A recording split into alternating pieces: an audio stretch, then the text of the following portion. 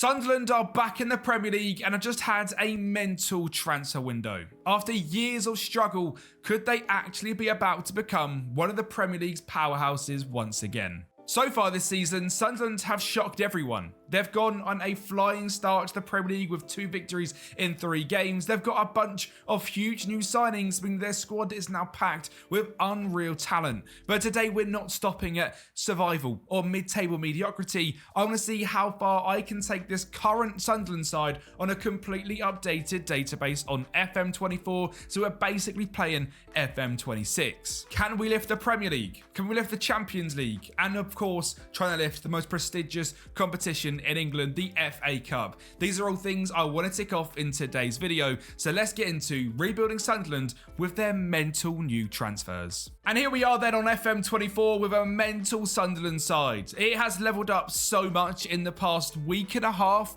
with transfers that I've had to do another Sunderland rebuild. I mean, Brian Brobby up front. What? Why has he gone to Sunderland? Fair play. I mean, unbelievable signing. Bertrand Traore comes in with Premier League experience on the right wing, and if anyone remembers from FIFA back in the day as 1-star weak foot, well, let's try not to use that too much. Simon Adingra off the left wing, midfield trio, Lefay, Xhaka and Neil. But we've of course got Habib Diarra, Luke O'Neill, Chris Rigg, Noah Siddiqui, Abdullah Bar that can all play in the midfield as well. And we are now an updated database, which to me is the best database possible on Sorted Out OSI. It is paid for, I believe it's up to £10 now potentially for the year, but it's absolutely fantastic. So someone like Habib Diarra is now fully updated and could go on to absolutely tear up the Premier League. I'll make sure to leave a link down in the description where you can get yourself the Sorted Out OSI database, but also you'll be able to get the start of this Sunderland save file on my Patreon for £3 or up to £5, but we'll go through that later on.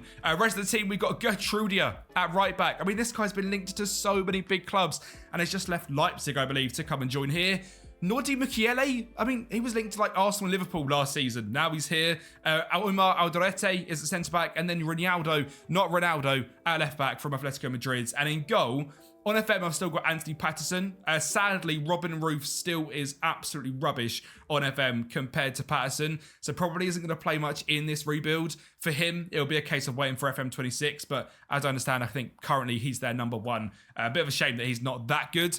Dan Ballard is, of course, here at the club. Unreal heading and mental stats for him at 25 years of age. And Elisia Mayenda is a huge upgrade on this database as well, and his potential is insane. So hopefully throughout this rebuild we see him become our starting striker. Of course, to start off, we have got super Brian Brobby up front, and I'm a huge Brian Brobby fan. I went to Amsterdam like 5 years ago, and he was like a young player back then under Ten Hag, and everyone loved him. And ever since then, I played as Ajax on FIFA with my mate all the time, and Brian Brobby become an absolute hero because it's just an absolutely fantastic name, isn't it? Let's be honest. Going into their transfer history, we got, of course, Noah Siddiqui, who's not quite in the first team just yet, but other than that, pretty much everyone is a first team improvement, which makes Sunderland actually able to compete in this very, very competitive Premier League. Now, I think there's going to be probably a good 6 or 7 or even 8 clubs battling relegation, and I have predicted Sunderland to stay safe this season, and FM predicts them to just get relegated. With this updated database, they are well ahead of Burnley, a little bit ahead of Leeds, and then just away from Everton and Fulham. We've got Bournemouth and Brentford and Wolves and Palace that are all so close. And I think that's quite realistic as well. I mean, Palace, I think, are a little bit above, but Brentford, I think, could certainly struggle this year. Wolves, I think, are definitely going to struggle this year, especially if Strand Larsen was hoping to get his big move and didn't. Is he going to, be angry and not want to play very much anymore? Bournemouth, I think they're going to struggle other than having Semenyo and Emmanuelson. They've got that little bit of quality. Fulham are managed by a fantastic coach, so we never know. Everton also doing very well, but like West Ham look absolutely awful. Nottingham Forest, there's a whole bunch of turmoil going over there with the manager and the owner. Could something happen where they fall off and get relegated? I've got no idea. But Manchester United are going to get relegated according to FM. So I'm very happy with that one, even though it thinks Malacia is our starting left back. Oh God, FM, what have you done? But anyway, we're here to talk about Sunderland, and I am very excited to get into this. Now, we're going to be doing 5 seasons today I would like to hopefully try and win a Premier League, definitely trying to win some European Cups and the FA Cup and Carabao Cup as well. Let me know in the comments down below how many of these you think we're going to win by the end of Season 5. But that's enough, because we need to kick off this Sunderland journey, and we're going to be doing that with a pretty difficult start to the season. Arsenal at the Stadium of Light, Chelsea at Stamford Bridge, Man City at the Etihad, all in our first 7 games, but we do have 2 huge relegation clashes against Wolves and Everton to kick the season off. And we started off about as good as we ever could have expected, with a dominating 4-0 victory over Wolves. And it wasn't just that we were fantastic at the Stadium of Light, because this game we're away from home at the brand new Everton Stadium, where Brian Brobby got his Premier League campaign off and running in 56 minutes, grabbing us to get this game back to level terms, actually, as Jack Grealish scored in 2 minutes. Brian Brobby then gets us ahead in the 92nd, and in the 93rd, Mukiele whips it in. It drops down to Abdullah Bar on the right-hand wing, pulls it back, and Brobby sets up Granit Xhaka for 3-1. So we've managed to put 4 past Wolves, 3 past Everton.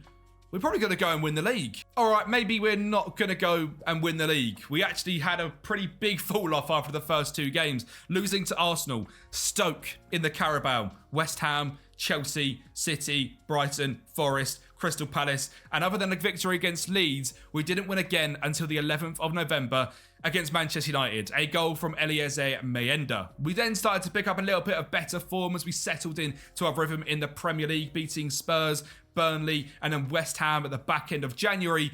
But it was clear to see we were certainly struggling. All of these new players were going to take some time to gel. And despite them fantastic first 2 games, well, it was going to be a tough season. And in the FA Cup, we got knocked out in the 3rd round as well. So 2nd round of the Carabao, 3rd round in the FA Cup, and we're certainly not winning the league. So no trophy season 1, but we are going to secure safety and the magic 40 points tally. And my God, did we need it, because 38 points was just relegated with Fulham, 35 with Everton, and then 20 with Burnley. Leeds a fantastic season on 47, Brentford 13th, Bournemouth 14th, Wolves 15th, Palace 17th.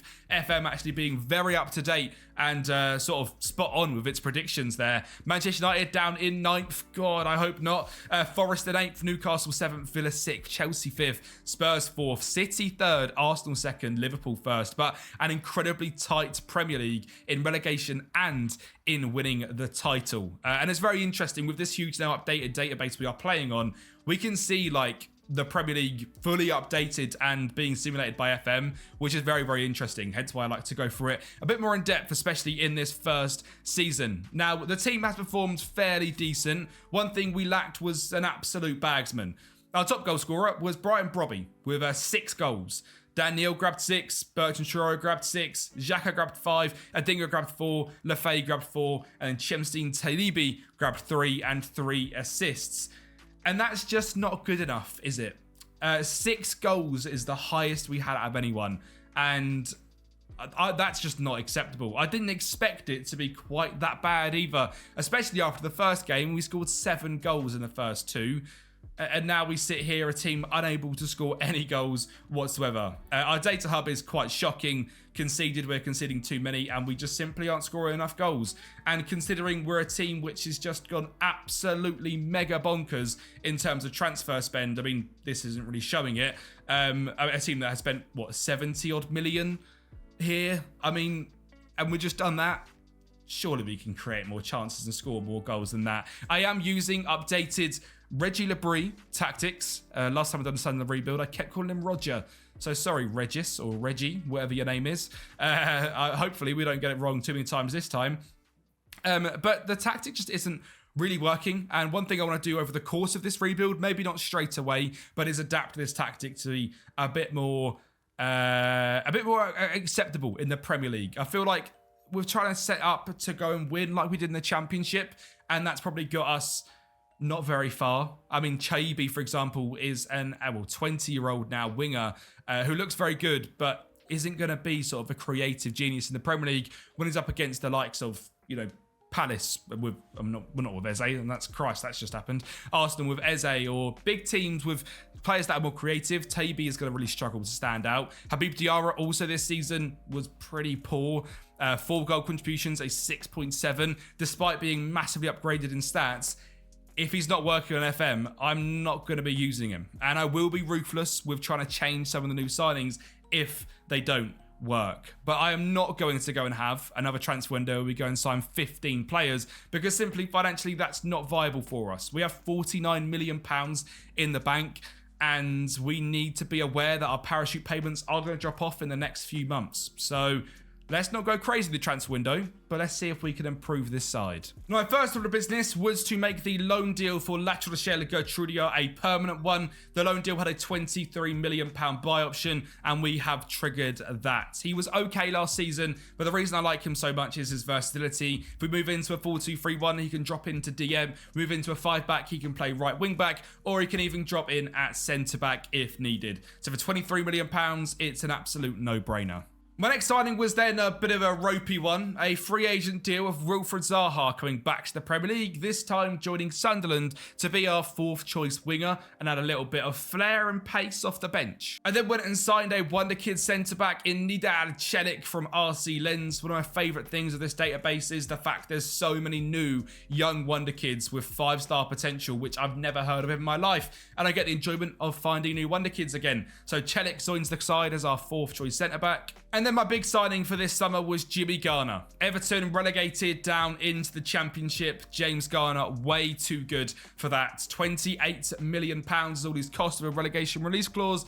And for me, he's a really good central midfielder in the Premier League. I'm not going to sing his praises anymore because I sing them high enough. I mean, I'm the proud owner of like the only one of one Jimmy Garner signed autograph card, which I don't know why I'm his biggest fan. I just absolutely love Jimmy Garner. I just think he's a fantastic midfielder. I think I have called for probably 6 seasons this guy could go on to play in the England 2026 World Cup. That was my prediction about 6 years ago. I think he's just going to fall short because of the sort of resurgence, the kind of upcoming of Adam Wharton, etc. Even like this latest squad, Loftus-Cheek getting in ahead of him, I find absolutely baffling. But James Garner for me is a legendary Premier League midfielder. I absolutely love him. He's not legendary, but he will be for me. And I've signed him here at Sunderland to come in to that midfield three. And I think that midfield three looks very good now. We've got Dan Neil, who can potentially go on and be the attacking midfielder in this system. He's got very good passing stamina and balance, so he can go in and get into the box and be aggressive. James Garner, box to box, sits slightly deeper, but still make them on-rushing runs. And Granit Xhaka sitting deeper, dictating the play. The back line hasn't really changed at all. Patterson staying in goal for us. And the front line also hasn't really changed. Sunderland done probably 2, maybe 2.5 seasons worth of transfers in one window to completely give them the best chance at staying in the Premier League and then hopefully going forward from there. And I think in this second season, that's what we see. We see the project really start to come to life. And if I can just say, around 75% of you right now are not subscribed to the channel, so do me a massive favor, head down below and hit that subscribe button. You might think you are, but you're probably not, so just do me a huge favor as we're looking to get to 20k subscribers by FM26, and by subscribing, that is the best way you can help reach that goal.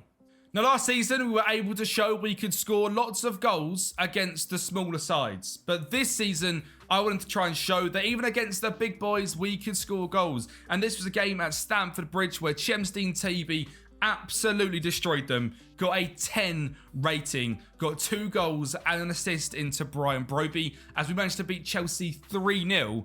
All in the second half. We just managed to stay in the game and then turn on the heat, and Taibi, well, he was just fantastic. And overall, it was just a much better season. A lot less huge winless streaks, much more victories and scrappy ones at that. 1-0 against West Ham, Manchester United back-to-back. We then have 1-0 against Newcastle in the month of November. A 2-0 victory over Forest and a brace from Jimmy Garner also in November. We absolutely love to see that. It's proven we can score goals like the 5 against Wolves.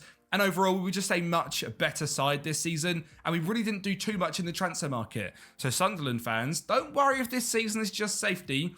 I think you've built for the future too. As this season we managed to completely turn around our lack of goal scoring to become the joint 6th best goal scoring side, and while defensively it wasn't fantastic, what was good was the fact we got top half football. 9th place in the Premier League with a positive 5 goal difference. 15 wins, 10 draws, 13 losses, 55 points, and the only first team signing I have made myself is James Garner into the midfield. And Habib Diarra, if he was actually good on this FM, which sadly he's not, even with this update not performing in the match engine, I'm sure he would be able to step into them shoes and do that job himself. Brian Broby this season scored 11 goals compared to last season's 6, and Chemsteen Talibi managed to grab 9 goals and 7 assists and really take a huge leap this season. He is now a capped Belgian international, and he looks like an absolute wizard. 16 goal contribution in the Premier League is absolutely fantastic for a team finishing mid-table. Granit Xhaka with 10, and backup striker Mayenda is progressing unbelievably well. 5 goals, 3 assists.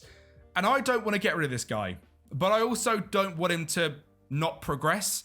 So I'm going to see what I'm going to do over the next couple of seasons with him, because I want him to be a part of this rebuild, especially as we get to the top level. And I think he can do that, but I might have to loan him out for a season or two as we look to try and get to that top level. Adingra, 9 goal contributions. Enzo Lafay, 14 with 9 assists. Jimmy Garner with 8 goal contributions. Alderete with 6. Mukiele with 7. Dan Neil with 7 as well. And our best player this season, I mean, Wilfred Zaha. He played 5 games on the bench, got 1 goal. But other than him, Mayenda, Lafay, and Noah Siddiqui as a rotational player. And Chris Rigg as well. Someone who just... It's really hard to get him to reach his potential now we're in the Premier League and get him to play minutes where we're looking to try and stay safe and now break into Europe. Bit of a shame we're probably not going to be able to get the best out of Chris Rigg in this video, but some of the other youngsters, we certainly are doing a good old job at that. I mean, Adingra and Taibi now a value of 120 million. And there are 2 wingers, I think, for the foreseeable future. I did mention, though, the finances here are going to continue to be difficult to manage. We have £55 million in the bank. We went right down to £2 million. And thanks to the, Premier League money, we are now back up at 55. But yeah, it is going to be very, very tough to sustain this. So transfers-wise, I am really, really struck as to what I can do. So we've made just 3 signings this season, and one of them is a very clever piece of free agent business. I have poached Ben Chilwell from the Blue Group. How ridiculous is this transfer for Chelsea to Strasbourg? It's absolutely baffling to me that it's been allowed to happen. I mean, we've seen the likes of Palace, who aren't able to play in other European competitions, and Manchester United, who can't do business with Nice. But Chelsea, willy-nilly, we can transfer between Strasbourg and Chelsea. Oh, it's frustrating. Anyway, Ben Chilwell is now a Sunderland player on a free agent deal. He's already worth up to £50 million.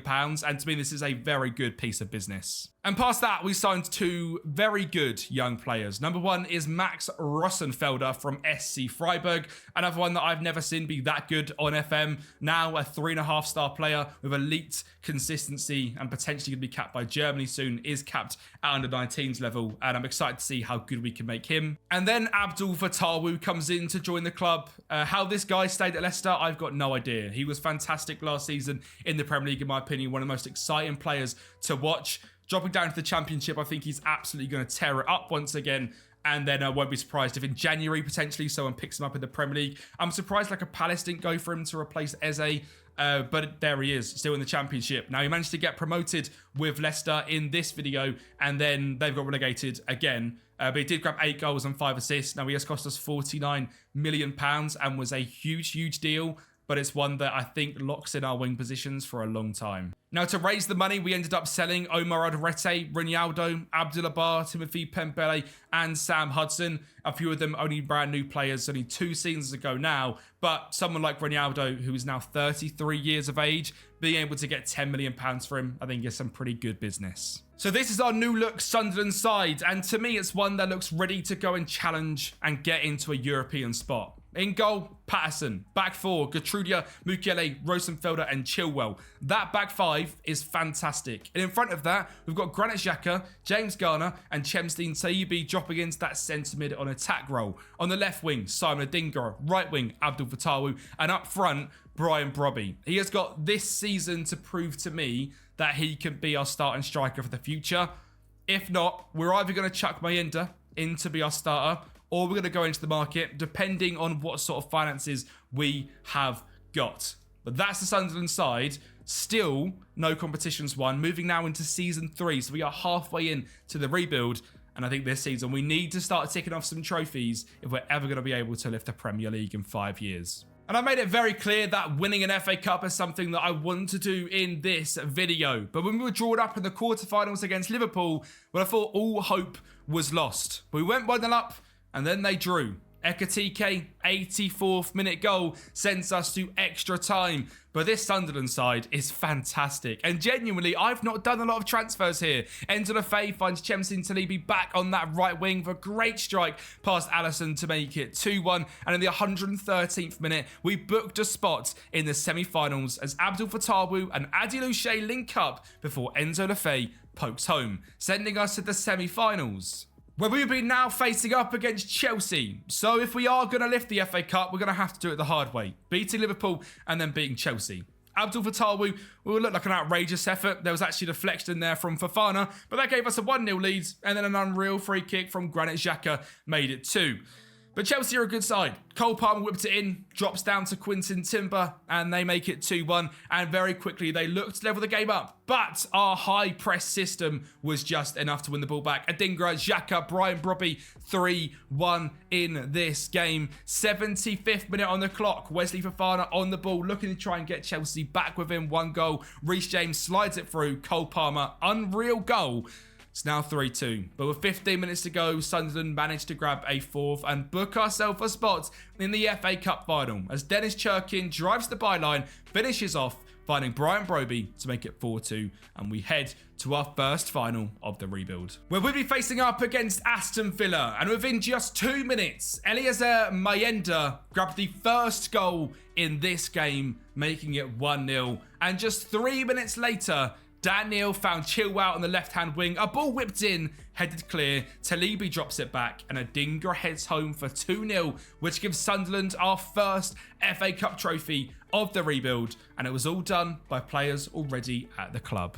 Now, Sunderland are a team with a pretty ridiculous history. 6 Premier League titles, 2 FA Cups in real life back in the 70s and the 30s, and now in the 20s, but 90 years later, we had another one. And it's just good to see Sunderland back in the Premier League. My brother is actually a Newcastle fan. I know, boo and a hiss, but I'm actually I like Sunderland quite a lot, to be honest. Number 1, because it annoys him, which makes it very fun. And number 2, because I really like the story. Going down to League One, not that I like the story for Sunderland fans, but, you know, sort of a rebirth. 5th place, obviously then a mid-table season, 6th place, and now back in the Premier League, and actually looking like they want to try and stay in the Premier League. Unlike Burnley, who have hardly signed anyone, Leeds, who have hardly signed anyone, Sunderland, they're going for it. And I respect that, and I love that. And that team has got us 10th place in the Premier League this season, back-to-back mid-table finishes, and now we're in European football for season number 4. So we need to see if we can take this team to the next level from mid-table Premier League,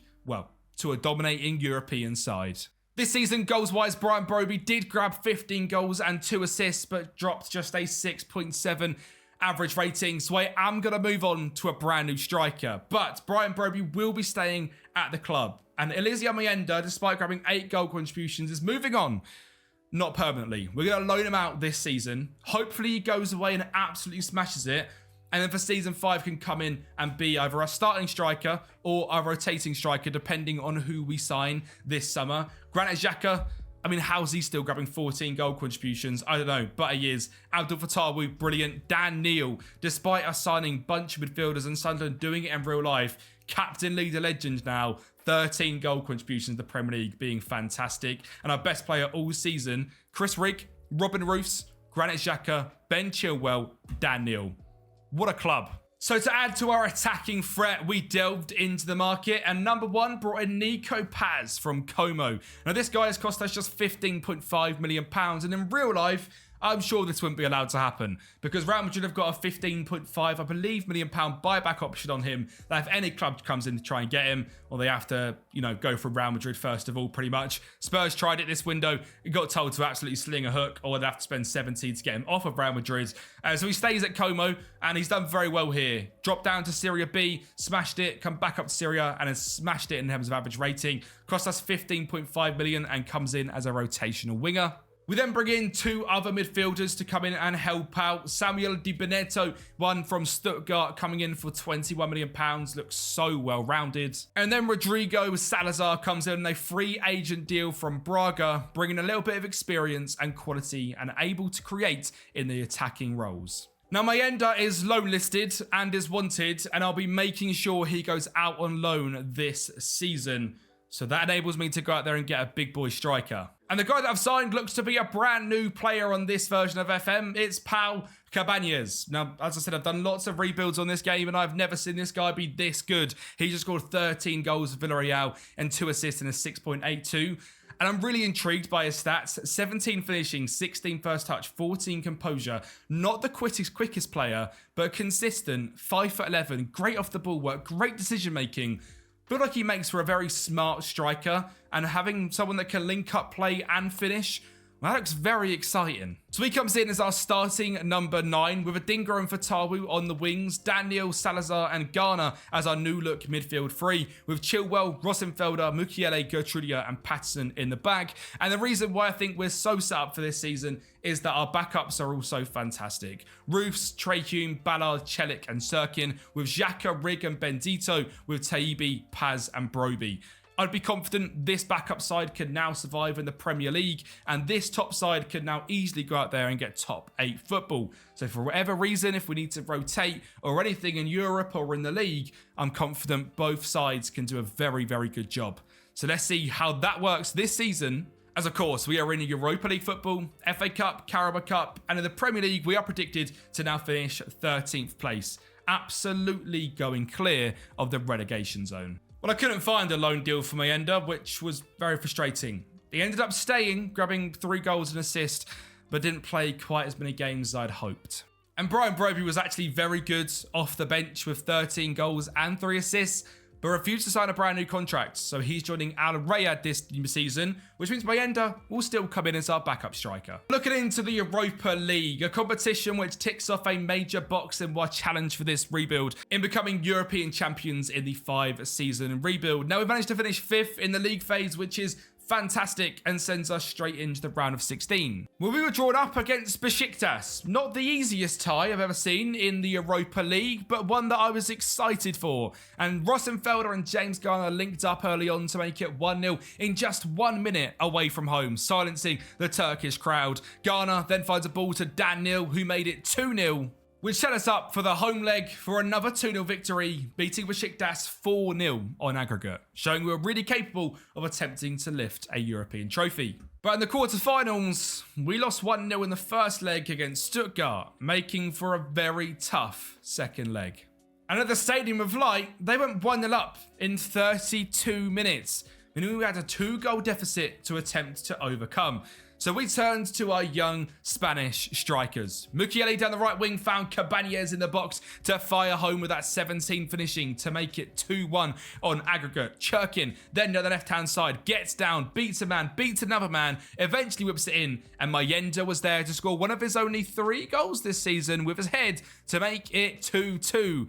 And who was going to win the tie for us? None other than Mayenda, as Chris Rigg fades it through to him, and we win the tie 3-2 on aggregate, and this game 3-1, and that was done by 2 of Sunderland's best young talents. And the semi-finals was setting up to be the exact same, as we lost once again 1-0 in the first leg. But this one was much less stressful at the Stadium of Light, as we played some fantastic football. New signing Nico Paz with a really weird effort going into the back of the net, making it 1-0 for some lovely link-up play as Brian Broby eventually sets it back for a great finish for Daniel to make it 2. And we went clear by 2 goals in the tie for the first time as Xhaka found Chilwell, back to Xhaka, into Jimmy Garner, beats his man, finds Fatawu, and we make it 3-0 and go on to the Europa League final, where it took all the way to the 94th minute to grab the one and only goal in a Europa League final against Crystal Palace, and it was a lovely curling effort from Pau Cabanas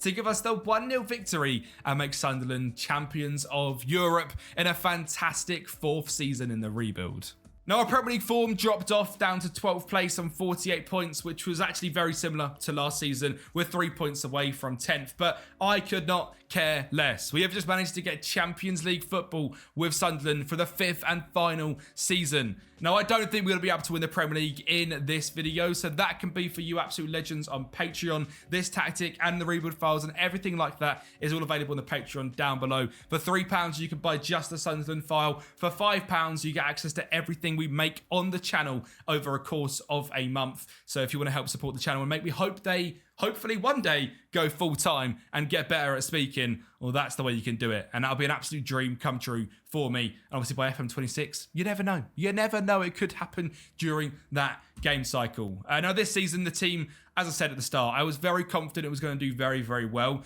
And it did do very well. Our best performer, Anthony Patterson in goal. Brian Bowbury was actually brilliant off the bench. Real shame that he's leaving us. James Garner, now worth £90 million. Still hasn't got his England call-up. Oh, that's a shame. That's broke my heart.